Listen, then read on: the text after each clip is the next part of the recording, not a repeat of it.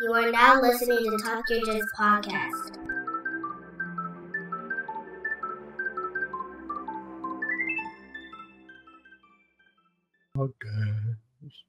Gonna do an episode of Talk Your Jits podcast.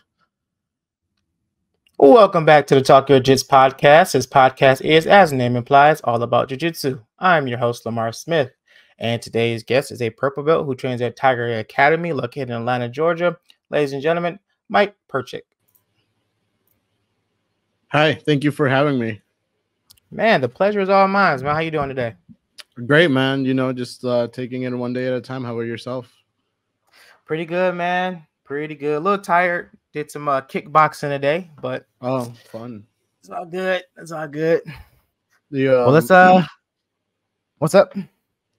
I was gonna say, is that part of your gym's curriculum normally, or is that like a separate class you guys do? Yes and no. The gym that we partner with, they teach kickboxing, so I usually go there on days I'm not doing jiu-jitsu. So nice. Yeah. Well, thanks again for having me. I appreciate the invite, and I can't wait to talk to you and get to know the show. For sure, man. Well, let's get it going, man. Without further ado, if you want to introduce yourself again, by all means, and let's hear your jiu-jitsu journey. Cool. Well, hello everybody. My name is Mike Perchick. I am your local jiu-jitsu purple belt, aka Twitch streamer. I started Twitch streaming because I figured if I could just do that for a living, I could train jiu-jitsu all day, every day. So, that was kind of my motivation for that journey. But I started jiu-jitsu about 5 years ago and some change now. It'll be 6 years in May. Nice. So what got you started? Oh, man. It's a funny story because I can go deep all the way back and tell you about watching Dragon Ball and Power Rangers and Tommy and Jason doing karate and falling into that, watching Karate Kid, Ninja Turtles. I just always been interested in martial arts, but growing up, I was never given the opportunity because I was very protected as a kid. So my parents were just afraid I was going to get hurt doing something stupid. So a few years later, when I'm a grown up, I was 22. The Cobra Kai show started. I don't know if you've seen it.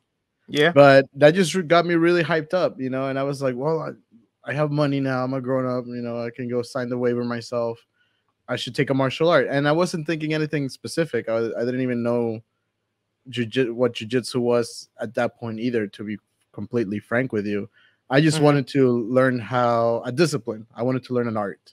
And so I had a friend who has done, a lot of martial arts like Filipino stick fighting, Muay Thai, stuff like that. And at that point, he was training jiu-jitsu. So I just called him up and I said, hey, man, what martial art do you do? And he said, oh, I do Brazilian jiu-jitsu. And I was like, that's cool. Is it like effective? Is it a good way to fighting or self-defense or, even sports? And he was like, yeah, man. I mean, a lot of people enjoy it. You see it a lot in UFC. And I was just like, okay, cool. So, can I go try it out? Can I start it? And he said, sure. And he told me the class times, and he asked me, well, why are you interested in this? And I was just like, well, I watch Cobra Kai and I'm super pumped. I want to do something, And he kind of got a little discouraged because, people hear that and they think that you're only interested in the flashy aspect of martial arts, which is the punching, the kicking, the shouting. And I said, listen, man, he said, it's not what you think. It's grappling. It's different. It's more challenging than some other martial arts. And I was just like, do you get to wear a gi? And he said, yeah. And I said, okay, Tuesday, I'm there. Sign me up, to take the full year. So that was that's how I started, man. And after that, I just never stopped going.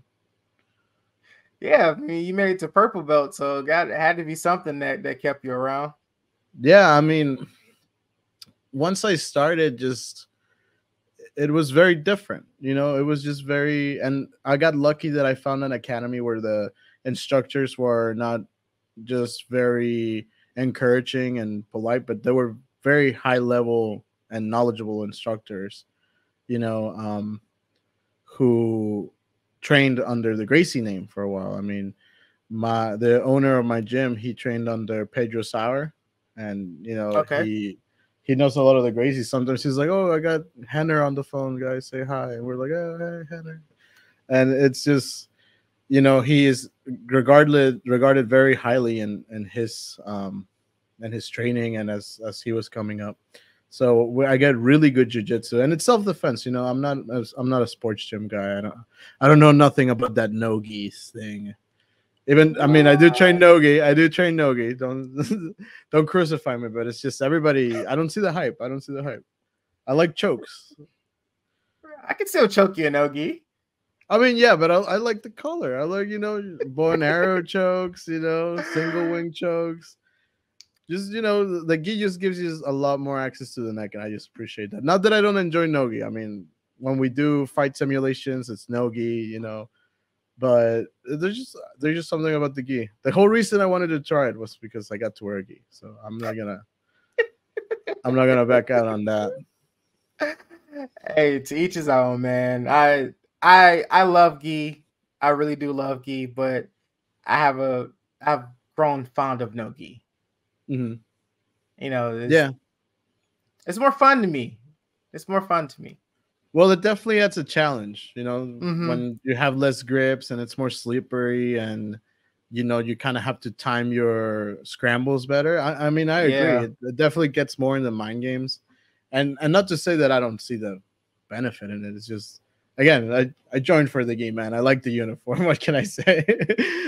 Hey, I'm not knocking it, man, because when you first start putting that gi on, man, you feel It like feels a like superhero. armor. Yeah. Yeah. Oh yeah. It feels like I morphed, you know? Like it's definitely like that. Cause Goku, you know, you see Goku, he's always in his gi, you know. Oh yeah, he stay ready. And you know, I'm a big Vegeta fan, so his stuff is like more no gi. Well, that's true. That is true. Yeah. He does have more mobility on that. You got me on that one. That is true. Yeah. It's funny. There's both aspects, and I didn't even notice. I was just thinking about it just popped in my mouth as soon as you said Goku wears a gi. I was like, what are you doing? I was like, well, Vegeta wears armor. It's kind of like a more no gi. Yeah, because Uh-huh. especially with just Yeah. the strap. Yeah. No, you got me on that one, man. No, yeah. Putting anime to the test. That's awesome. Yeah. I mean, again, like I respect Nogi, man. Those guys who can do, you know, Ezekiel chokes and what's that other one where you go from side? I always forget the name of it. Shoot, I can't even think about it. But you know, where you go from side, you get the choke, and those guys. Like, I forgot are what you talking like an arm triangle or a head and arm choke? I think it's just a head and arm choke because you're still on side. You're laying on your side, and you don't really get arm triangle. They just kind of wrap their arm around you, and they just kind of finish it like an RNC. Oh, what's the name of it? I'm looking at it. Windshield wiper. Yeah, I think that's it. Yep. Yeah. When you kind of like the arm is across here, you reach around the head. Yeah. Windshield wiper. Yeah, man. Again, like I'm not very good at the no-gi chokes. I don't even know them.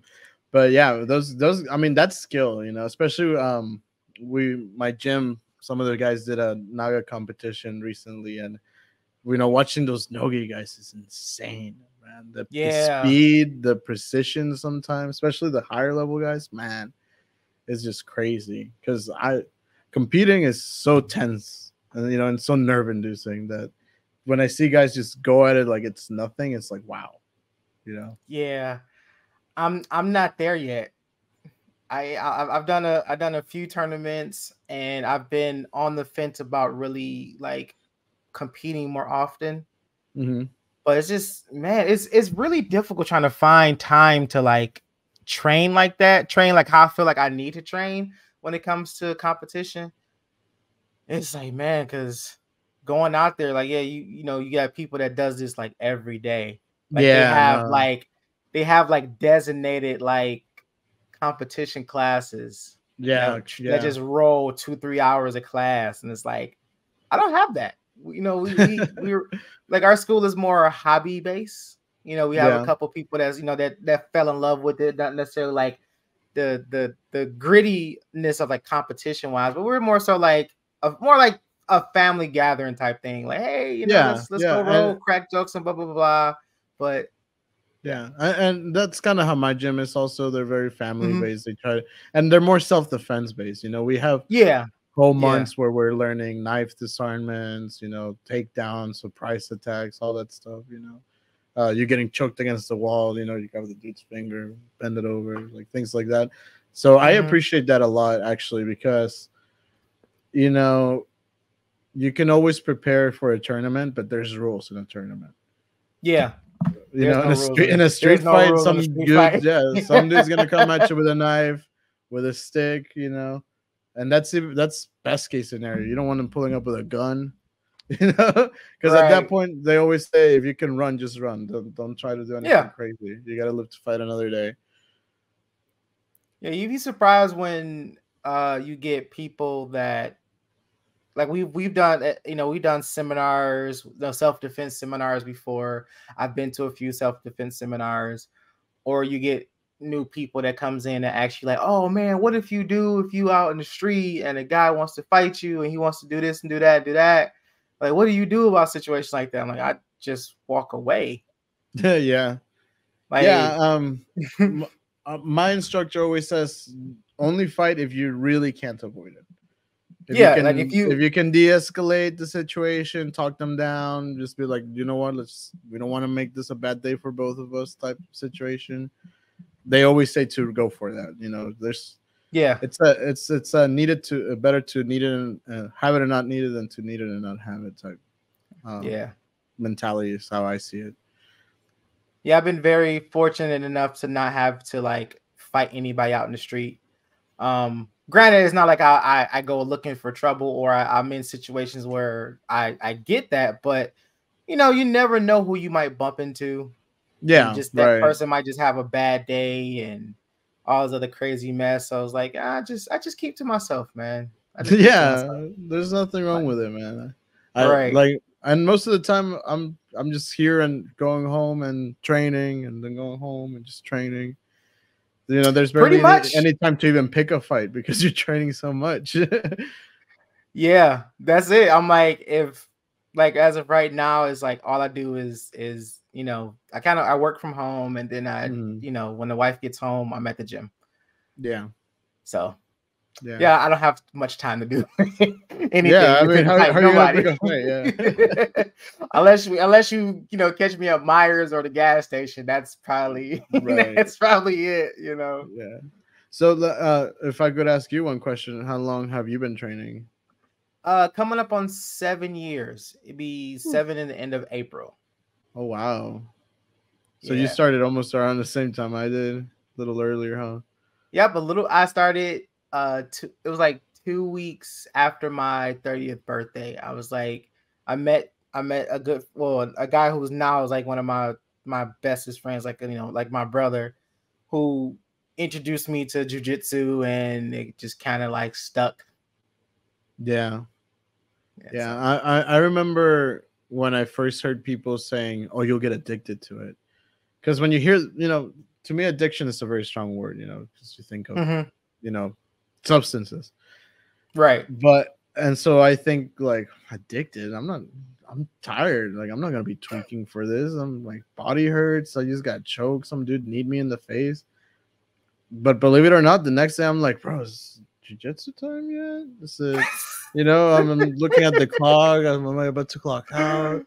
Did I get gas? Should I go get gas real quick so I can make it to class on time? And it really got like that. And for a while, I was training about 5 days a week for 3 to 4 hours every day.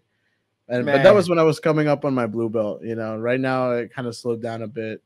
You get your purple belt, you feel like a little weight off your shoulders, and but I'm trying to get back at it. Trying to stay back at the 5 weeks right now, just doing like 4 days a week.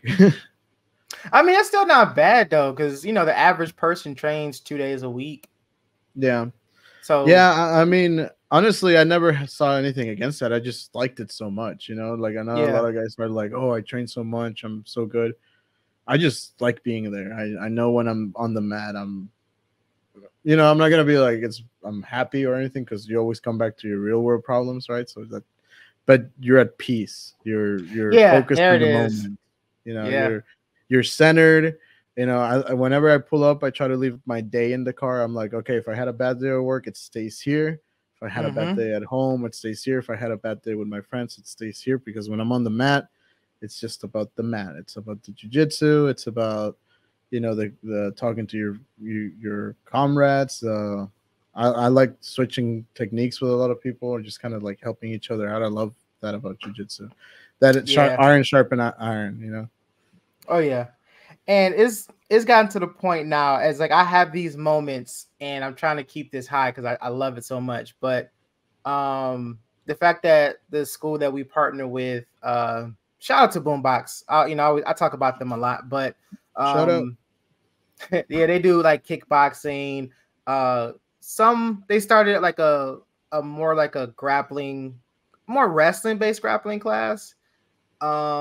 And they have like other martial arts there too, but yeah, it's like we train. Our classes are Monday, Wednesday, Saturday. I'm there from like 5 in the afternoon. Well, like 6 to like 9:30. Yeah. Yeah.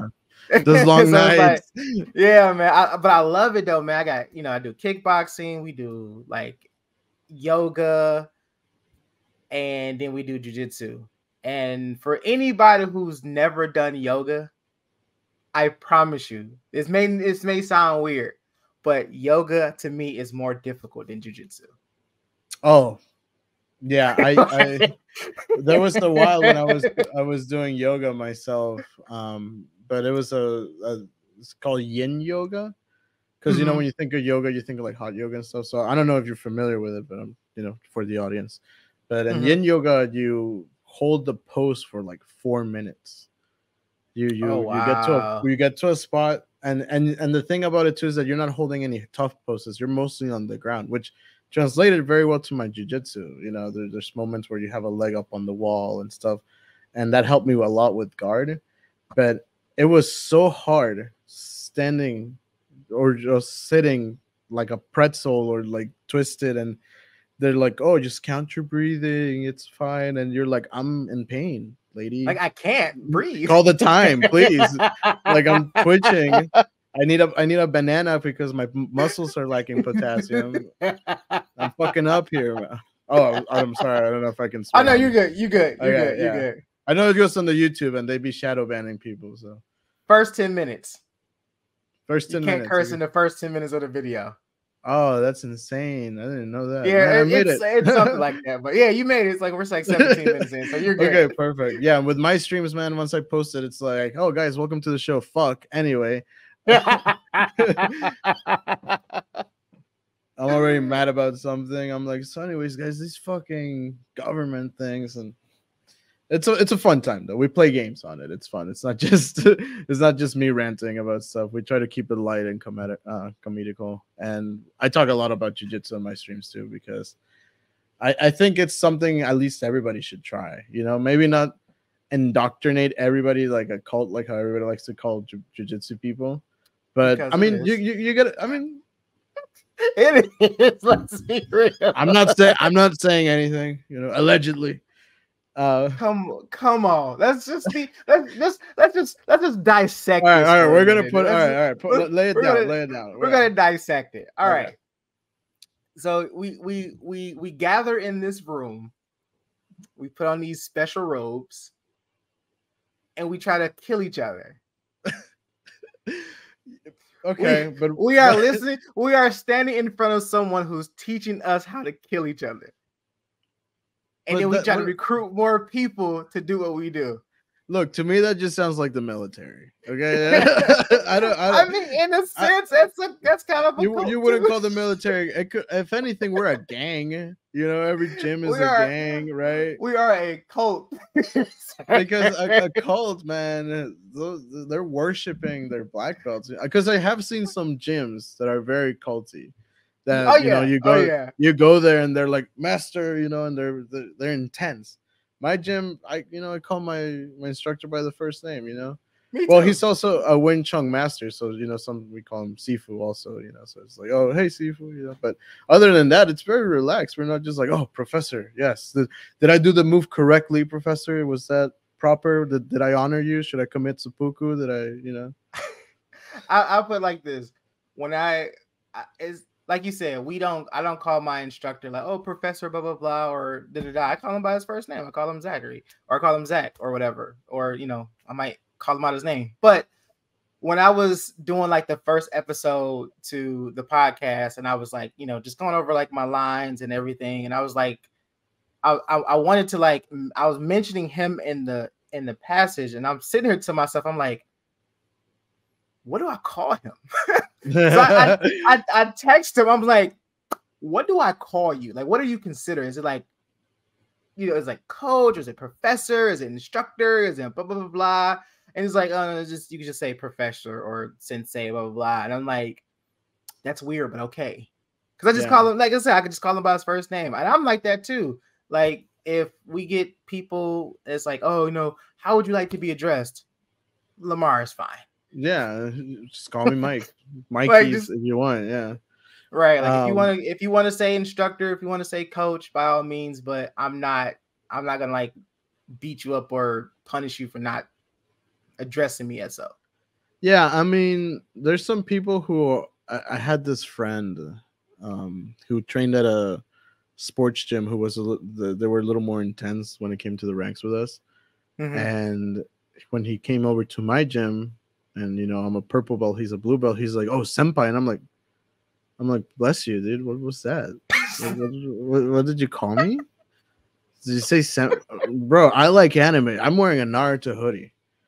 Okay. Yeah, I peeped that. But I'm not going to a grown man with a beard and being like, oh, senpai.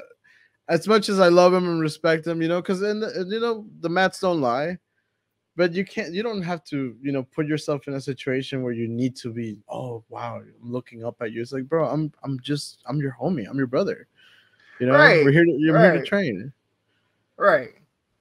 I'm saying nothing, no need to be formal or, please don't call me senpai. Yeah, I mean, and after that, I was just like, look, man, I'm gonna have to choke you out for that one. Like, I hope you understand. Yeah, like I hope you understand, because it's just like, come on, bro. We're not like, we're homies, But then it ended up that he choked me out, so it was just kind of funny. But because I was brand new on my purple belt, you're still kind of learning the attacks well, and so he was able to get a little best of me. But that was like a year or two ago. I think, yeah, been a purple belt a while now. Sheesh. Gotcha. That's funny, man. Yeah, I'm not with the formalities. I mean, if it's something that's accustomed to one school, like if I was to come visit you in Atlanta, that would be one of the first things I would ask your instructor, like, okay, how would you like to be addressed? Because I don't want to come off of disrespectful. I just come in and say, hey, Mike, how you doing? It's like, no, it's Sensei Mike or Instructor Mike or blah blah blah. Yeah. So, I'm not instructing anything yet, so no. I was just using an example. I was just joking. I was just making. He's like, no, that's not my responsibility. I mean, I would love to be instructing one day, but at this point, I just don't feel like I'm skilled enough to be able to transfer the knowledge down yet. There's still a lot of holes in my game, and I gotta keep looking at some of the basics again to kind of refresh. So, because you get so lost in your own sauce and blue belt because you want to be the best, and then you're trying all these crazy things when in reality you just get good at a few arm bars, chokes, things you like. One or two moves, ABC, something you can go AB, and then there it is. You got it. So that's something that I had to learn the hard way at purple belt, because I'm trying these things from guard because I like guard. I don't mean to brag on myself. I have pretty decent guard, and so a lot of people can't pass it. And when people can't pass your guard, but you're also not sweeping, it's like, okay, well, I should try to attack, right? So I was trying to throw these triangles, and listen, man, I'm 5'7". Okay, my legs, they're like this. About that long. They're thick, but they're like this. Do you see me wrapping them around any dude's neck that's not a twig? You don't know how many times I got stacked. My lower back was killing me, me for like 3 months because I was being so hard-headed trying to throw these things that I knew and that's another thing I love about jiu-jitsu, is that it makes you real about your physique. If you're a big guy, you have to, you're a big guy. If Gotta you're a play the small big guy, guy you're a game. small guy. If you're a tall guy, Mhm. you're a tall guy. You know, if you're lanky, Mhm. you're lanky. So that's also something I appreciate is like you can't be delusional. You know, you have to work your game to your skill and your body type, and that's when you'll really better yourself, when you kind of understand um, how to approach it in a way that fits for you. Yeah, that's true. I know, like we say this a lot, like, oh, the mats don't lie and whatnot, but it's true, man. The mats will tell you more about yourself than you realize. Yeah, absolutely. I mean, I I wouldn't say I was an angry guy, but definitely after being on the mats, humbled a lot of the times, you chill out, you know. Now I walk outside and I'm just like, oh, look at these birds, man. Life is so nice. Say it's so pretty. Yeah, I'm dancing like it's Disney princess, just like, oh, feel great. And it's always after the worst nights of training when you feel better after the end, I think, because it just you kind of get a reality check and you're like, well, why wasn't I framing? Why wasn't I posting? Why wasn't I putting my foot on the hip? Why didn't I trap and roll? You know, things that you should your mind thinks, but sometimes your body just is like, I don't want to do it. Yeah. And that I mean, I had to go a lot because when I started, man, I was 260 pounds, and that was like fat pounds, not any muscle. Mhm. So I went down from 260 to 197 in my original like first 3 years, and Nice. yeah, and it was just like life changing because I can move now. You know, Yeah. I can get on my side. I'm flexible. I can put my feet on the hips. Like it's just it made me realize that I could evolve. I could transform. Yeah. Yeah. Yeah. Like And no, go ahead. Go ahead. Go ahead. no, I was saying like you don't like I didn't get stuck just being immobile. You know. Right. Yeah, you have to grow up when it comes to learning jujitsu, and especially if it's something that you want to do, not necessarily be like the best competitor, but you always want to be the best version of yourself. Mm-hmm. And you should always strive to be better than you was yesterday. Yeah, absolutely. So I mean, it's like every single class, man. I'm trying to I'm pushing myself. I've been trying to go to the gym more often than not, like training. And I get up in the morning, 5 in the morning. I go to the gym, come home, do my thing, and then I'm back at the gym about 5:30. yeah, it's So it's exhausting, like isn't it? oh god, dude. I get up in the morning, I hear that alarm clock go off, and I'm like, you have to be stupid to want to get up this early to go work out, bro. You just went to sleep 2 hours ago and you Oh to go no, to the gym. no. But Oh my hey, god. it's like I gotta, it's like a form of discipline, man. It's like I Mm. have to, if I sit up here and say, okay, it's my fault that I was up to 3 in the morning. Yeah. If I don't go to the gym, I have no one to blame but myself. And it's Yeah. gonna bother me. It's gonna bother me the whole Mhm. day. Like if I Yeah. hit that snooze button, and once I get the morning started, I'm like, why not go? I should have went to the gym. I should have went Yeah. to the gym. I Yeah. should have went to the gym. I and you know you're better than me at that because you're waking up at 5, man. I just have designated days where it's like, okay, like I can go right before training today or after training, and that's it. You know, I don't mess with my sleep, man. I can't do it. I can't do it. I really can't.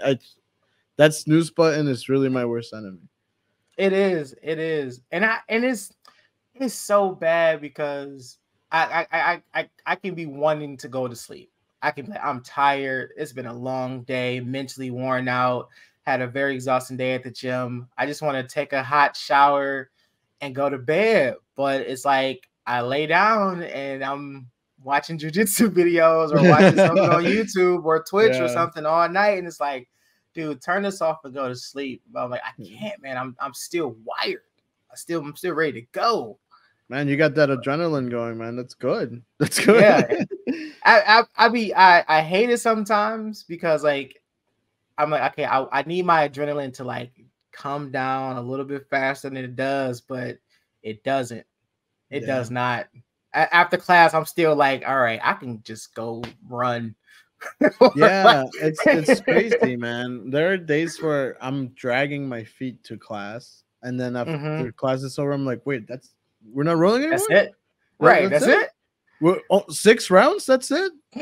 Why is What? everyone leaving? There's another a beginner's class. Wait, can I roll with them? No, what? Okay, fine. Sheesh.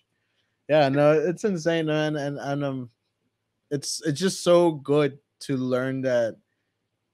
At least in my case, it just felt awesome that I could better myself.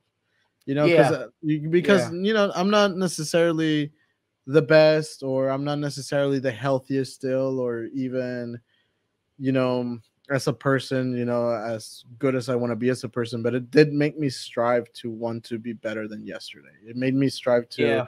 understand something that I didn't understand before. And it's crazy how you just get all that from fighting. Your whole mentality changes, even just how approach how you talk to people, you interview for a job, you do a podcast. I met just some competitor guys. I don't know if you've ever had any come on here and with their medals or anything, be like, yeah, man, I competed since I was 7, and I'm a IBJJF certified champ. Those guys are good, but they stay in their head that they're good, and then later they get injured or something, and it just messes with them.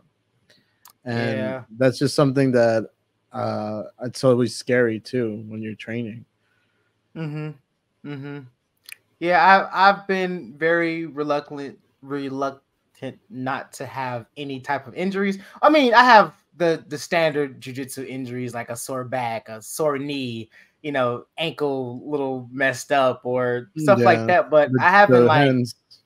yeah, my fingers hurt and stuff like that. But I've never had an injury where it's like a broken bone or a tear, ACL, or any type of tears or anything like that. Thank God. But Yeah, no, keep it like that, man. Stay I safe. know, right? I try to keep it that way. Nah, but I think because that's a lot of stuff I take in consideration too when it comes to like training and competing and stuff like that. It's like as bad as I want to compete, I'm not at the level where this is bringing me money. So it's like I still have to work. I still have to, I have a family to take care of. Well, that's why we got to make the podcast and my stream blow up. So then when we're both making this influencer money, we can be like, hey, man. Exactly. Remember Like when we had to work to train? Now we can train forever. Right. Now forever. Like I just, I could just stream for like 8 hours and then take a 2-hour nap and then go train and come back and stream man, or stuff like that. But if it gets big enough, I hope it gets as big enough for you, because I'm having a great time already. Just to let you know, this is the second podcast I've been interviewed on, and it's a great experience already. But thank you. If it gets as big as I'm hoping it gets for you, you're gonna be streaming like 1 hour, bro, and then you got the rest of the day. Not even 8 hours, brother. You might do 8 hours a week. Man, that'd be nice. Yeah, to just, I kind of, well, like I said, I work from home, so this is kind of like my job where I record, I edit, and then I train. So it's a part of it is there, but I'm like, I need the monetary behind it, Well, I don't know if you are doing anything on Twitch. If you're streaming on Twitch, it's actually easier to get monetized on Twitch than YouTube. So if I think you should look into that, because you just need like 50 followers and 3 consistent viewers. You get affiliated, and you can start getting subscriptions. I mean, look, and kind of to move the topic from jiu-jitsu just a little bit, not too much, but just a little bit. Right. When I was at my peak in streaming, I was making like an extra 200 a month, because oh wow, you just connect with other streamers and other content creators, Yeah. And it first starts with you going to support people that are streamers, and just keeping their stream active, and then they're gonna come and keep your stream active, and then other people will get genuinely curious and come check it out. And that's what I noticed is the most successful, just making connections with other content creators, especially when it's content creators that do talk about like jiu-jitsu. Like, I love this, man. Like, I'm glad I hit you up. Yeah. And what's funny is before I started the podcast, I used to stream, and I was on it. I was on it like every day. I was streaming for like 3-4 hours, and I made affiliate, so it was like, all right, I made affiliate, and then I just stopped. Yeah, it's because mainly for me, because I have a friend of mine who will ask me, oh, are you gonna stream XYZ? Are you gonna do this and do that? And I'm like, I don't get enjoyment out of streaming like new games and when they first come out or whatever. If I stream, it's usually older games like PlayStation 1 era sites. Because when it comes to like newer stuff, I like to enjoy it. I like to sit back and go at my own pace. Because if I stream it, that means I have to be consistent. And then it's like, man, if I don't feel like playing this today, I don't want to break the cycle of like me streaming one game and then boom, I turn into something else. But anywho, I mean, look, I'm the same way, man. I don't know if you ever played Half-Life. I've been streaming Half-Life on my Twitch. I gotta check it out. Yeah, it's probably on YouTube now because Twitch deletes the VODs after 2 weeks, and I beat that game a while ago on stream. But my point is that I don't approach the emphasis when I stream on the game. I try to approach it more on the topic that I talk about. I call it the late night show. I'm gonna have to rebrand it because I can't use late night with Mike Perchick. I'm pretty sure Conan's gonna get mad or one of those guys. But I try to keep it more because usually I stream around this time, like 10, 11, and it's late. So I try to kind of think the way I like to think about it is a truck driver is driving down the road and he just flips on, the radio, and there I am, like, welcome to the Twilight Hour with Mike Perchick. Today we're going to discuss heel hooks. The game's just there in the background for the people. I like to make it just more about the topic and the listening and the guests, man. I would love to have you on my stream sometime. Maybe we can play a game or something. Man, I'm down. Let me know, man. Yeah, man, we'll set it up. I'll be down to do so for sure. All right, now back to jiu-jitsu. No. Yeah, sorry. Yeah, no, that was like a good 6 minutes. My bad. I like talking about a lot of things. My bad. But yeah, back to jiu-jitsu. So so go ahead. Sorry. No, it's just about same thing with streaming, the same thing with the podcast, man. You just kind of have to find your lane to be, to be perfectly honest. And when I started doing this podcast, at first I wasn't going to do a jiu-jitsu podcast. Right. That was like the last idea. So it was just kind of like around the time where podcasts became like the biggest thing because everybody was starting a podcast, and I was like, you know what, man, let me try it. But I was like, I don't know what I want to talk about. I could talk about so many topics, so I'm just like weighing the pros and cons of what type of genre do I want to have? Like, do I want to be like more open discussion? Do I want to like talk about a specific topic? And I'm just racking my brain for like hours. And then I'm just like, I'm sitting in my room and I'm looking like, what can I do a podcast on?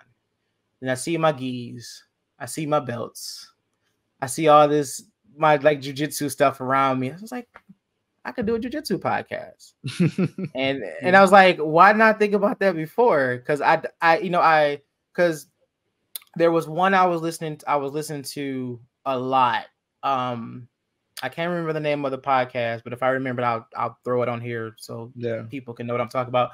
But I was loving it, man. I love the flow, I love the energy, and it was kind of more so like he had interviews, but he had like more like, okay, today I'm going to talk about nutrition and stuff like that. But he just stopped. He just abruptly stopped. I'm like, come on, man, I need more of this. Like, what are you doing? But I was like, well, fine. I was like, I'll just start my own podcast then. But yeah, man, that's the way to do it. Yeah, right.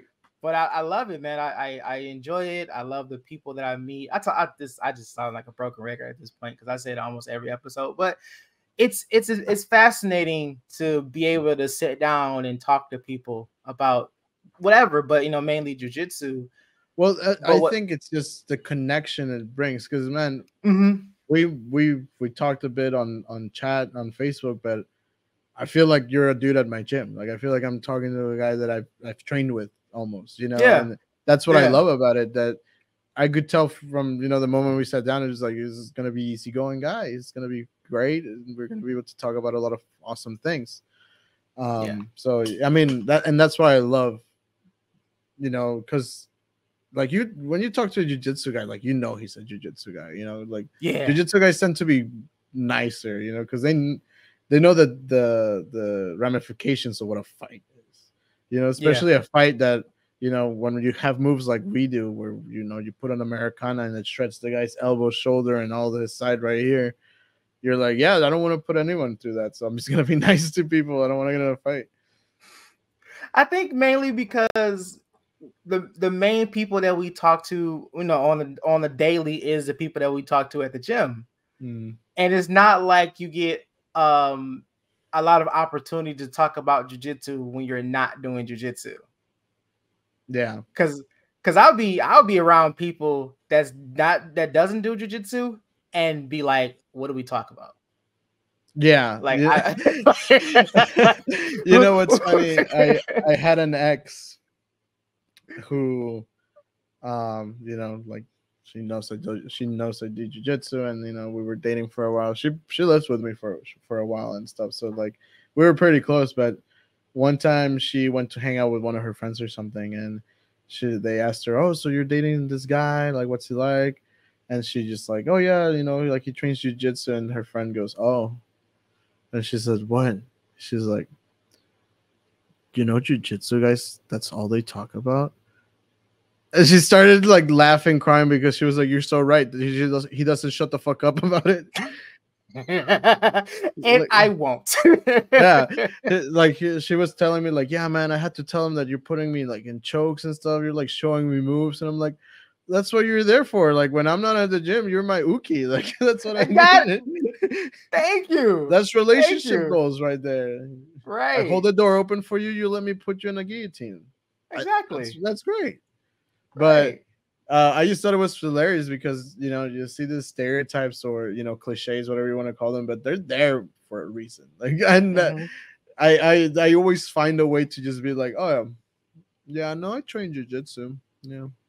Even on my stream, my friends roast me because I'm like, "Oh yeah, I do jiu-jitsu, guys. Yeah, guys. So like I do jiu-jitsu. Anyway, we're gonna be playing Half-Life, but I do jiu-jitsu, guys. Did you guys know I do jiu-jitsu?" Right? It's Did you guys know? like Did you guys know? Did you guys know? Yeah. I got this one jacket from this company. They sent it to me for free, like a sponsorship, and it was a motorcycle jacket, so it had padding. And I was like, "Guys, I do self-defense jiu-jitsu, so if I want to be attacked, I hope I would have this jacket on me." And then my friend, we were doing a podcast type thing too, and he was like, "I'll pull a knife on you right now." And then I clipped that, cut it off right there, and people laughed because my friend was willing to stab me in the middle of the show.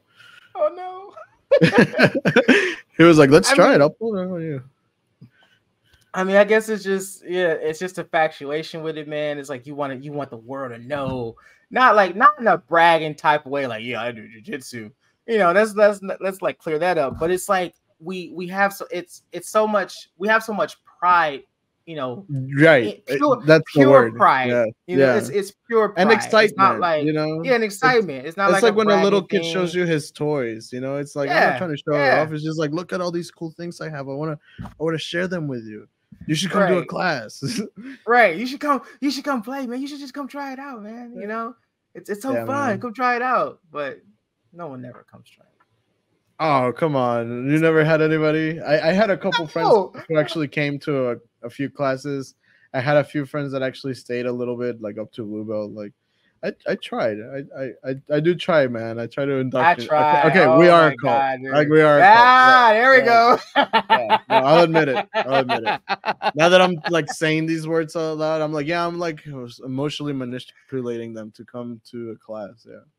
Bro, and I tell you, I'll be scrolling on Facebook and I'll see a friend with a sad status or like, "Man, I'm so out of shape. I need to do this. I need to do that." And I'm like, "Come to jiu-jitsu." Yeah, come train, bro. Like, come train, bro. Come train, bro. I literally tell them like, I'm like, "Dude, I'll be your day one buddy. Like, I'll do the class with you. Like, it's not like I'm gonna be like, come train, and then I'll let you go off with some random and what you do the class. Like, I'll show you the basics, man. Like, we'll make this a bonding experience, bro." Exactly. Exactly. I mean, one day I'm not gonna give up. I'm gonna keep pushing my friends until they show up. But So if you don't mind me asking, where's your gym located? I'm from Detroit, Michigan. The gym that we partner with is located in Ferndale, Michigan. Okay, so you're up north. Yeah. I'm fucking dude. It's like winter down here still though. How are you guys doing up there? I think I'm not sure. I think Michigan finally broke up with winter. They kind of broke up and then rekindled. We had like a week of like like the weather was like in the 30s and stuff like that. So I'm like, what is this? Like it snowed the most it snowed in like the last couple months. We had like a couple inches of snow last week. And I'm like, what is this? Yeah. We went from like 70-degree weather to like almost into like single digits. And I'm like, oh what? my God, yeah. It was really nice at the beginning of March. I remember walking out and being like, wow, spring. Everything's so happy. Yeah. Yeah. It's like time to train outside. Then it was like, nope. Snow. Yeah, no. Here it turns like Great Britain. It's just like cloudy and then it rains and it just sucks and it's gloomy. But yeah. I mean, that's the weather for you, man. I don't know nothing about that. I just know about choking people. That's all I know. That's all I know and care about. So you know, you mentioned you're in Detroit. Mm-hmm. Are you guys Gracie affiliated or is this just no, we're not Gracie affiliate. So we're under our instructor because once he got his second degree, we became like what's the name for it? I guess you want to say we became affiliates. We're affiliates under him under Holston Jiu-Jitsu, and he's under Master Joe Moera. Yeah, so he's under him, so we're kind of like under that. Yeah, that's your lineage right there. Yeah. No, that's cool, man. And you're a black belt, right? Yes. Yeah, that's awesome, dude. Congratulations. I don't know how long I got it. Thank you. Whenever you hear anybody get a black belt, you just gotta like that's when the journey truly begins. Yeah, man, it sucks. Because it literally feels like when you get your black belt, yeah, you know, you always hear like, oh man, you know, your journey just starting, man, you know, blah blah blah. But it literally just feels like I put my white belt back on. Like as soon as I got my black belt, it feels like I got my white belt back on. Because it's like this is when you really, really learn jiu-jitsu. It's a lot of, you know, a lot of refinement and tweaking and all this other stuff, and also being an instructor as well. So it's like not only do I have to do all this, I have to still be able to teach it. Right, you gotta understand it a whole different way so you can like show it. Yeah. Because like one of our students, we were rolling yesterday, and he's like, "Man, I gotta." He's like, "Okay, can you help me figure out how to get past your guard?" I was like, "No." But I was like, "Why would I do that?" I was like, "Why would you ask that?" Because you know, as an instructor, I love to teach. I love when people ask questions and they want to learn. But I'm like, I don't want to teach you my game. I just got this game. I don't want to have to teach you and learn something else. But you know, let me have this for a bit. I know, right? Just give me 2 weeks, man. Like, come on, dude. Yeah, it's funny, man. White belts and blue belts are so eager, and you know, I'm not gonna say I wasn't eager as a blue belt, but I was never so eager to where I what's it called? Like challenge my professor. But hey, I gotta deal with something real quick. Can I get just 1 second? Sorry. Yeah, go ahead. It's all good. We are back. You know, this is the power of editing, so we're fine. We'll be all right. Oh, okay. I didn't know how you do it. I felt really bad. Sorry. Nah. But you were talking about so the eagerness of blue belts, man. Yeah, I would have never been like asking my coach or instructor just like, oh, show me your game, because at this point, why am I learning this guy's games when I don't even have a game of my own? I mean, that's kind of how our instructor, did us. Mm-hmm. He taught classes, and when we had those moments where we rolled and we were like rolling hard, he'll catch us in something, and we'd be looking like lost deer in headlights, and he'd be like, "All right, I'll show you what I did. Come on." Mm-hmm. But Mm-hmm. but because I was like, dang, why would you do that? Like, why would you expose your game or stuff like that? But once he broke it down, I was like, okay, if I'm constantly tapping you and you're not learning anything, it's not helping me none, and it's damn sure not helping you none. Oh, absolutely. So why not? And I was like, well, you kind of got a point there. Well, So I mean, as far as asking like something like that, I get it. I'm just saying, some guys are just like going after the instructor. They think they can get to their level because, what a black belt can show you something, and you get maybe the first 3 points of it, right? And then yeah. and then he'll show it to you again, and then you get an extra 2 points of it, an extra two details, right? So Mm-hmm. even if they show you something, you're not going to understand it how they do. So I definitely understand that there's no really intimidation or like anything that has to do with like, oh, I don't want to show my students my game. I'm just saying some guys are just very jumpy at trying to get at the instructor. Yeah, I get what you're saying. Yeah, I get what you're saying. yeah. But no, I am very fortunate to have a group of guys who are very humble guys, very, they love the sport. They just want to get better. No ill intentions, or no one's being a douchebag about much of Yeah. anything. So it works out. It's fine. It's fine. Yeah. No, I mean, and again, that's what I love about it because you it's not about not just like respecting your teacher or something, but you respect jujitsu. If you don't respect jujitsu, you're gonna get hurt. If you don't Yeah. respect jujitsu, you're not gonna learn it. Mhm. You're not gonna be proficient in or efficient in it, even. Mhm. So I also really like that because just like any other martial art, like you gotta respect it, but you really gotta put attention in, not biting off more than you can chew sometimes. Because every time you Yeah. do, it always ends up, in a submission. So I like that aspect that you have to really be efficient. You have to really know where you're moving, how you're moving, when you need to move, where you need to move. And I always try to tell people, especially white belts, when they started, said, think of jujitsu.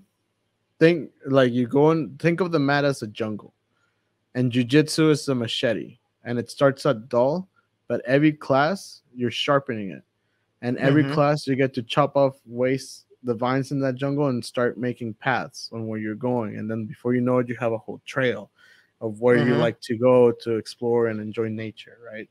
So that's how I try to Right. explain it to people. It's like you're gonna make your path on like how you start your game, how you defend, how you attack. So I also try to recommend to tell people, especially in white and blue belt, is don't neglect your defense. You know, a lot of people once they reach blue belt, they want to be attack mode, but then they have no defense. They have no guard passing. They have no sweeps, and it's just kind of like, all right, man, you can get to mount and choke me, but try to pass the guard. Right. Yeah. Yeah, but We can he pass as the guard? Right. Can he pass the guard? What we call them varsity white belts. Because I mean that's what it really is. You're just you got some color on your belt, but you're still new to the game. Yeah, I mean, in my academy, the Gracies gave a combatives belt because the white belt you do combatives, just like your fundamentals. It's literally just moves, for an Mm-hmm. hour every day, no rolling, just moves. And then once you get your combatives belt, you can move up to the master cycle class and roll, and that's like your official, real, like kind of white belt. But Oh wow. that belt is blue and white, so it's the little, like you're saying, varsity, like in between Hmm. um white belt there. But that's only something they do in Gracie affiliate schools. I don't think they do that anywhere else. Now we're kind of like you step in, you're a white belt. If you want to roll, sure. If not, then okay. Yeah. Yeah, no, I remember I didn't even get to roll until I had a stripe or two on my belt. That would have drove me nuts. I bet a lot of guys are That would have eager. drove me nuts, bro. Yeah. Like I was rolling. I think I was rolling by my second class. Oh wow. Yeah, I didn't. I mean, look, man, I never did any combat sports, martial arts beforehand. So the idea of rolling at the beginning for me, like, I'm kind of glad it happened, at least for me that way, because it was hard for me to wrap my head around. Like, okay, so where do I go? Like, this guy's coming at me, but what? Like, yeah, I know these moves, but how do I implement them? You know. So by the Yeah. time I had my first, second stripe, then I kind of saw how they chain and how I can actually put them in a live situation. And I mean, maybe that's just me because I was a slow, and I still am a slow learner, but I think it paid off now with the way my game is and how long I've been training and all that. Like if you have recorded any of your roles, like from like your blue belt or white belt, like have you ever gone back and watched any of them? Yeah, I actually have a few from competitions and a few from just at the gym, and maybe like the last two videos I took at blue belt, that's when I started actually being like, oh look, I'm fucking that guy up. But every other video is Right. Ta- Me and my trainer partner, we was chilling at the at our gym. This was like almost towards the end of last year. This is before we moved gyms. We were like, we had like, we usually gather at the gym to watch the UFC fights. So we're waiting for the fights to start, and he had his laptop, and he's like, we're going through like old videos of our instructor teaching classes, or like old videos of us rolling. And we came across a video of me as a white belt, and we was rolling. And dude, it was the most cringeworthy thing I've ever watched, because I'm just like, oh my god, dude, what are you doing? Put your freaking legs down. Like, I'm trying to like stand up the pass. I'm like just moving just so nasty. I'm like calling myself out, like, dude, you idiot. Why would you do that? Like, you passed up 6 submissions to get this side control. You lost it because you didn't get your hooks. I mean, because you didn't get your weight down and blah blah blah. Yeah. But I love it though. It's funny. It's funny. A lot of the times you're like, it's funny because you watch these videos and you think you can talk to yourself, and you literally say things out loud. You start coaching. You're like, frame. Wait, it's a video. And then you're like, wait, that's me. Like 3 years ago. But dude, I'm like, frame, breathe, get on your. Oh wait, hold on. I'm just gonna delete this because it's gonna be PTSD. Just go back and rewind. You're like, get off your back. Yeah, just keep rewinding it. Choke him. Why aren't your hands is in there? Like rewinding it, hoping for a different outcome every time. Every time. And you know what's funny? So when at the Gracie gyms, and not every Gracie gym is like this, but the reason why I was even allowed to roll at 1 or first stripe, because usually you're allowed to roll after you finish your combatives program. So I'm sure that would have pissed you off. But what happened is that my instructor heard that me and these other 2 white belts, we had a membership at this weightlifting gym, but they had mats. It's called Tap Out, and we would go there and quote unquote crapple. And I was like, crapple? Yeah, it was like, yeah, you're crappling. And I was like, why is it crappling? It's like, because you're grappling like crap. You don't know anything. Or you guys could end up hurt. So he let us stay after beginner's class and start rolling. And then that kind of caught on. And then a bunch of guys would just stay after class every night, man. We would be closing the place at 10:30. We would be there from 5 to 10:30. And every night we would just be closing it up, just fucking. It was what's it called? A lion's den. What did he call it when people are like,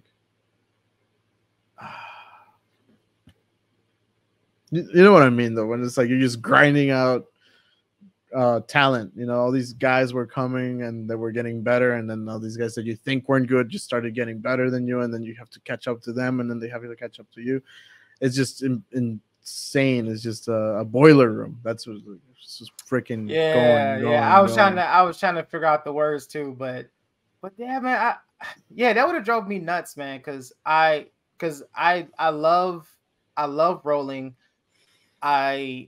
Me personally, I can't watch a technique, like a video of a technique, and be like, oh, okay, I understand that. Yeah. Like, no, I'm like you. I'll look over at my wife like, I need to borrow you for a second. Yeah, you're gonna let me try this real quick. Like, I'll be poking like, hey, are you awake? I need to try. She's something. sleeping. You just get the underhooks in. You know, try to get the leg hooks in. She wakes up. What are you doing? Shh, you're going back to sleep. It's okay. Don't worry about it. Don't worry about it. Just if it's effective, just tap. Just effective. I'll know if you go to sleep. It's okay. Right. It's okay. It's okay. You'll hear the snort. I don't know, man. I mean, I didn't really. I actually ended up just going to Crapple with them because they were like, "Oh, just come with us," and I was like, "I don't know, guys. Like, I don't know anything. You know, I'm shy."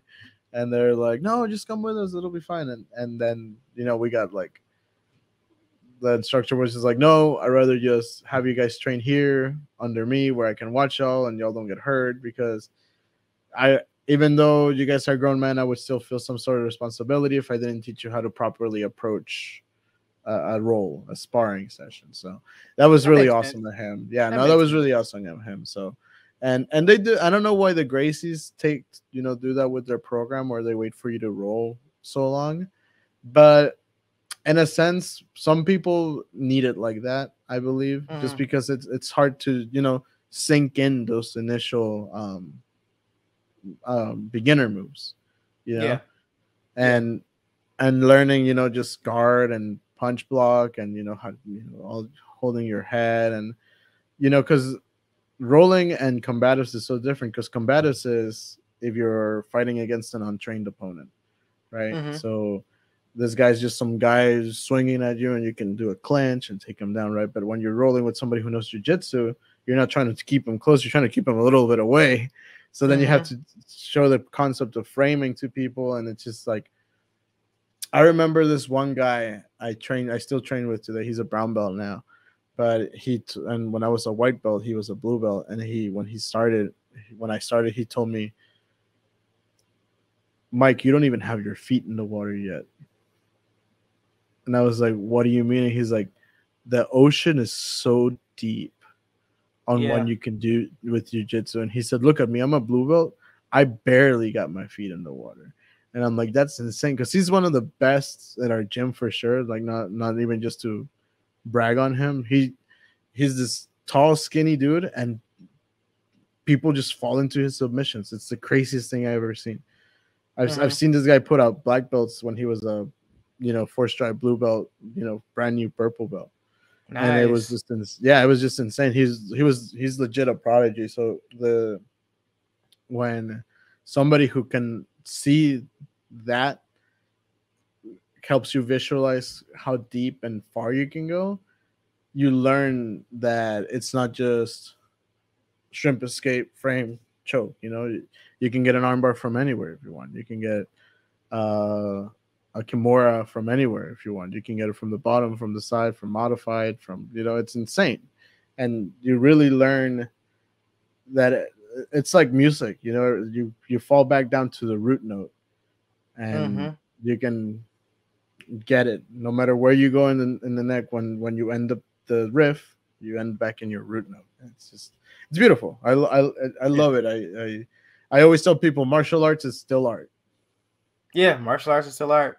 No matter how you look at it, how bad it may be to some, it's art. It's still art. Yeah, it's still art.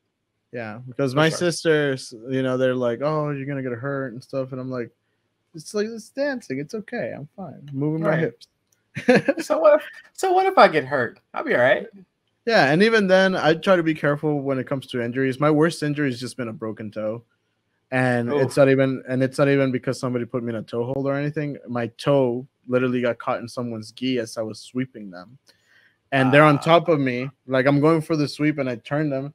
And I flip them, and they fight back to get on top of me because I stopped midway because I felt it. I felt my toes like this, like one on top of the other, like that. Oh. And I tried to spread my foot, I tried to spread my toes, and they wouldn't separate. So the guy's on top of me, and I'm like tapping, and he's like, what were you tapping? Like, she's like, you're tapping? And I was like, yeah. And he said, why? And I was like, I think I broke my toe. Literally just like that. I didn't feel any pain. I wasn't like, anything. I was just like, yeah, I think I broke my toe. And because I still feel it like this, and it's such an annoying feeling to me. Just the discomfort of just, you can't spread your fingers, right? No. And as I'm saying that, the guy gets off me, and I look, and my toe had twisted and bent. Oh, Yeah. And as jeez. I'm looking at that, the instructor comes up and he says, deep breath. And I'm like, what? And he says, and strains it out. And I was like, oh, thanks, Sifu. And that's it. Right. Oh, wow. Yeah. And I stayed off it for maybe like the rest of that week. But then the next week, just tape it up, man. Get back on it. Just rub some dirt on it, tape it up, and yeah. Like I was maybe limping for like a day or two because it does start to put the pressure down because you have that big bruise. But once that was chilled out, man, I was walking. I was like, all right, man, let me just tape up my toe and back to go. And I'm lucky that that's one of my worst injuries. I popped my knee another time, but it wasn't too bad. It just went like pop, pop. Ooh, and God. That's it. They were like, man, did you tear your LCL? And I was like, maybe, I don't know. But I was out for like maybe 2 weeks, and then I could squat and I could run again. And I was like, okay, I'm fine. I'm Gucci. Right. That's me, man. If I get any type of like sprain or whatever, I'll get up and I'm like, if I can put some pressure on it, I can walk. That means I'm going to class. All right. I mean, man, sometimes you get like, I wouldn't really count this as an injury, but like, like sometimes you hit a dude really hard on the bone on your thumb and like it sprains it and like it makes it really weird. Yeah. You ever had that? So Yeah. whenever we had that, our coach would be like, all right, tuck it in your belt. That's it. Don't use it. Don't use it. Right. Yeah, don't use it. You learn how to do it with one hand. And you do get a little bit better. Like surprisingly, you're like, okay, well now I have to approach it a whole different way. So you're Use pulling with your legs. Man, yeah. That's before we wrap up, I saw a video of Chris Harder explaining this about using your legs and using your core more when you talk about breaking your opponent down and stuff like that. And I was thinking to myself, like, why haven't I never done that? Like, especially if you're playing close guard, because one of his mottos is have a guard that no one can pass, have an undefeatable guard. And I'm like, well, I kind of have to do that because I'm not the biggest guy in our gym, but I could care less about going fast. So yeah, I'm more so like I like to slow it down. So I'm like, okay, well, the only way I'm gonna slow it down if I develop a good guard. So that's what I've been kind of playing with, playing the close guard, using the core to pull them close. It definitely helps with arm drags. It makes arm drags so much easier. Oh my goodness. I've never hit so many arm drags since I've been training before I implemented that one little thing. Like when I'm playing close, bring my knees in, pull them close, and then while they're pulling back, I'm just holding on, and they just arm drag themselves. So it's like, oh, I like this.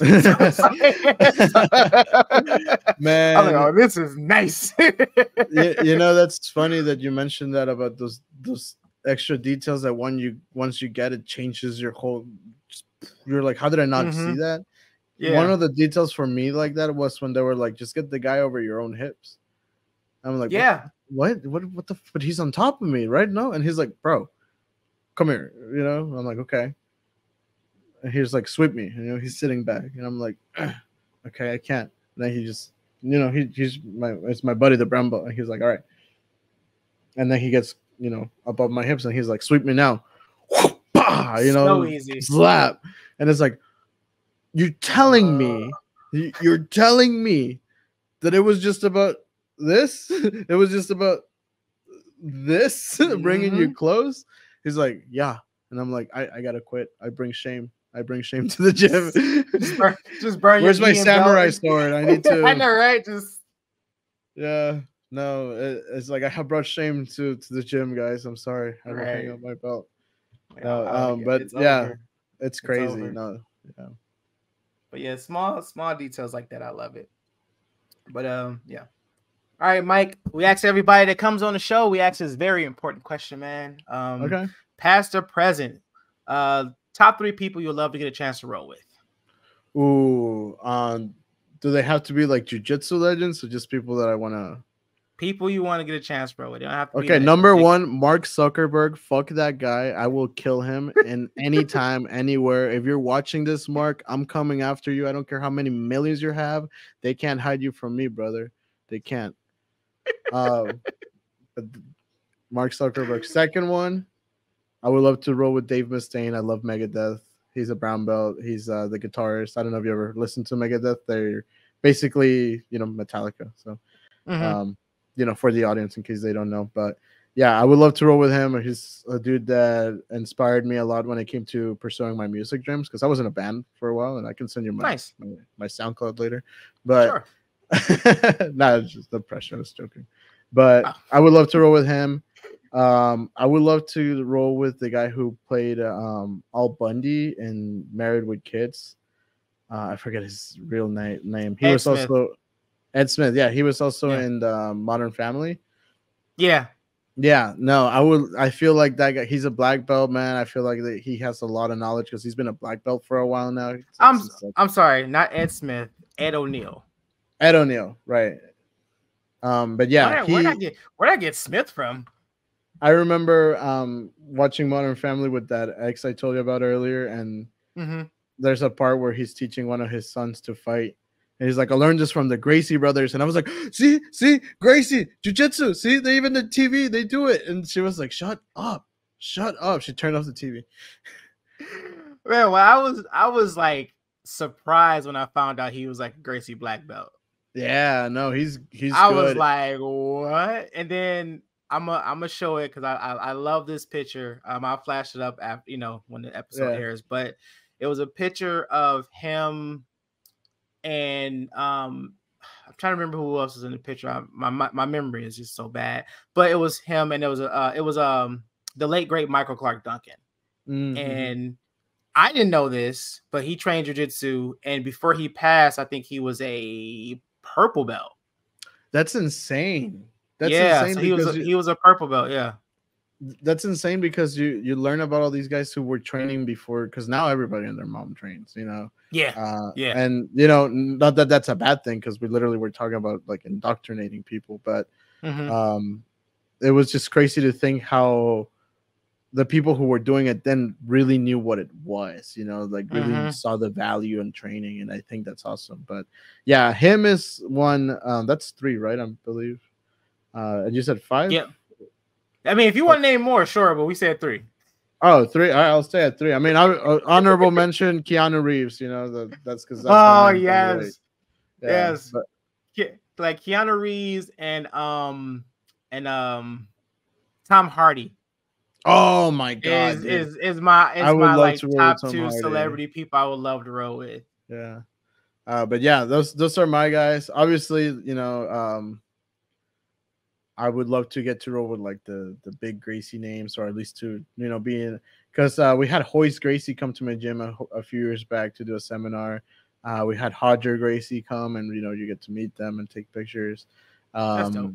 At Gracie Academy, so if you want to be an instructor, you go to Torrance to their headquarters, and you got to take an instructor class from Henner. So I feel like those are actually more possible than meeting Keanu Reeves somewhere and being like, whoa, you never know, man. Right, you want to roll? I know, right? Like, yes, I would love to roll with Neo. But I mean, obviously not to like downplay the Gracies, because they're the Gracies, but it's just like I feel like through who my instructor is, I have a easier chance to at least beat those people than these far out celebrities who are super hard to reach, I guess. But yeah, that's about my list. Know, man. You never know who you might run into. You may be just out randomly, and you might bump into somebody, and I hope I bump into Zuckerberg. That's the one guy. He's gonna catch me on a bad day because I saw him. It's gonna make my day bad. I know, right? So every day when I see him, it's a bad day. Yeah, it's like, bro, stop selling our info. Yeah. Yeah. Well, all right, man. Unless you got any other questions for me, fire away. If not, man, plug your school, plug your Twitch. Shout out to anybody you want to shout out, man. The floor is all yours. Oh man, thank you. Well, first I want to shout out you because I appreciate you having me on your platform and taking the time to talk to me and getting to know me, man. It was honestly a really fun experience. I love talking jiu-jitsu. I love talking nerd stuff. I see the Power Rangers in the back, man. I love talking nerd stuff. Oh man, it's terrible. It is terrible over there, man. It's awful. It's so much. I see it, man. And on my stream when I have you on, it's not limited to jiu-jitsu, so we're gonna talk about that. But yeah, sure, thank you to you, Lamar. I appreciate the chance to talk to you and spread my my content as well. But guys, my name is Mike Perchick. I am on Twitch, YouTube, Instagram as Mike Perchick. And I want to give a quick shout out to Tiger Academy, aka Gracie Atlanta, over here in Georgia. If you want to follow them, you can follow them at Tiger Academy on Instagram and give us some love. But besides that, follow me and follow Lamar, guys. Support the channel, support the podcast. Yeah, you heard him. Listen, subscribe, and subscribe. Nah, but it was great talking to you, man. And I'll catch you on Twitch and everything. And down the line, man, we gotta set something up. For sure. I'm always game. Always game. Yeah, man. Yeah. If you're free around these times, we'll talk more. But definitely, we're gonna do something on my stream next. For sure. Cool. Well, all right, man. Well, that's the end of today's episode. I would like to thank Mike one more time for coming on the show and blessing us with his jiu-jitsu knowledge. I hope you guys enjoyed. Please go and follow our Facebook, Instagram, and YouTube pages to stay up to date on all future episodes. This has been Talk Your Jits podcast. Keep rolling, keep grinding, and remember, long live jiu-jitsu. Have a great day. All right, bro.